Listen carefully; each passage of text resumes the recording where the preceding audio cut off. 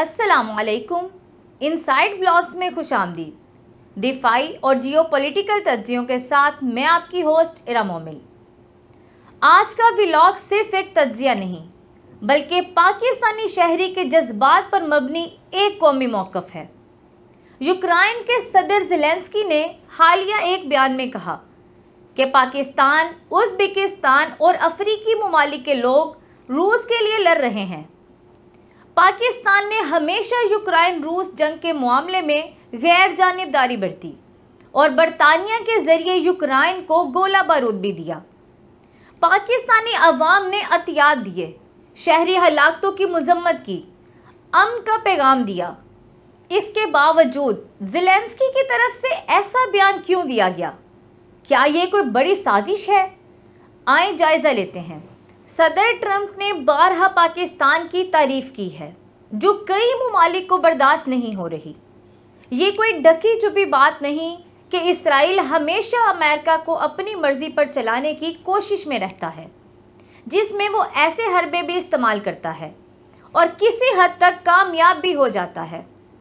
Zelensky के हालिया बयान भी इसी पॉलिसी का हिस्सा है और एक सोची समझी साजिश के तहत ये झूठ बोला गया है, जिसका मकसद पाक अमेरिका ताल्लुकात ख़राब करने की कोशिश है। इस बयान के ज़रिए बड़ी मक्कारी से सदर ट्रंप के जज्बात भड़काने की कोशिश की गई है ताकि वो पाकिस्तान के बारे में अपनी सोच तब्दील कर ले।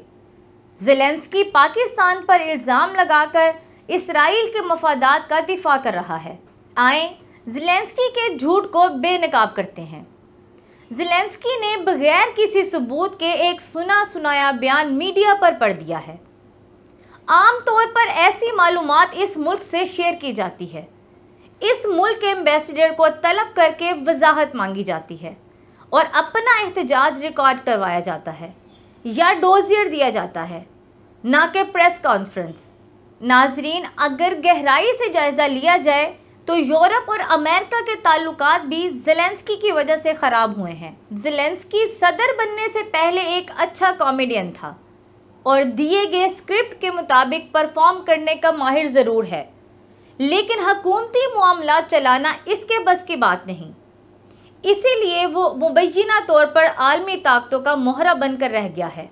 ज़ेलेंस्की के बयान में सच्चाई होती कि पाकिस्तानी रूस के साथ मिलकर फ्रंट लाइन पर लड़ रहे हैं तो यूक्रेन कब का फतह हो चुका होता और ज़ेलेंस्की साहब किसी और मुल्क में पनाह गुज़ी होते।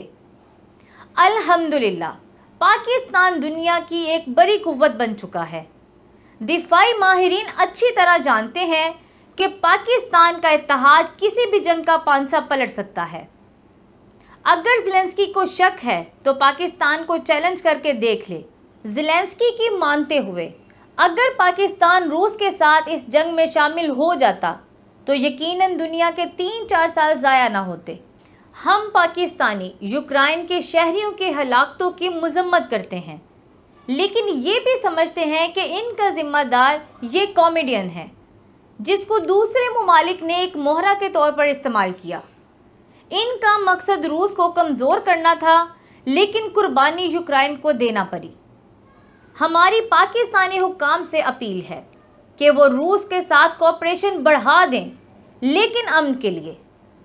यूक्रेन के अवाम को ये हकीकत बताने की ज़रूरत है कि इनका अपना हुक्मरान ज़ेलेंस्की ही इनका असल दुश्मन है, जो यूक्रेन के मफाद का दिफा करने के काबिल ही नहीं। इसे रूस दुश्मन ताकतें अपने मोहरे के तौर पर इस्तेमाल कर रही हैं, जो यूक्रेन की तबाही का सबब बन गया है। अमेरिका को भी इन मामलात की तहकीक करनी चाहिए कि कैसे कोई इनकी पॉलिसियों पर असरअंदाज हो रहा है, जिससे इनका आलमी किरदार मुतासिर हो सकता है।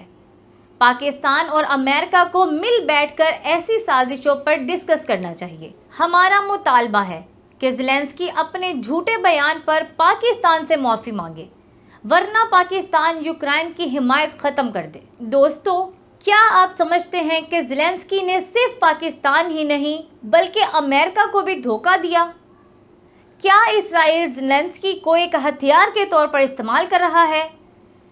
क्या वक्त आ गया है कि पाकिस्तान अमेरिका को खुलकर अपना मौक़िफ़ बताए? अपनी राय कमेंट्स में ज़रूर दें। चैनल को लाइक और सब्सक्राइब करें। शुक्रिया।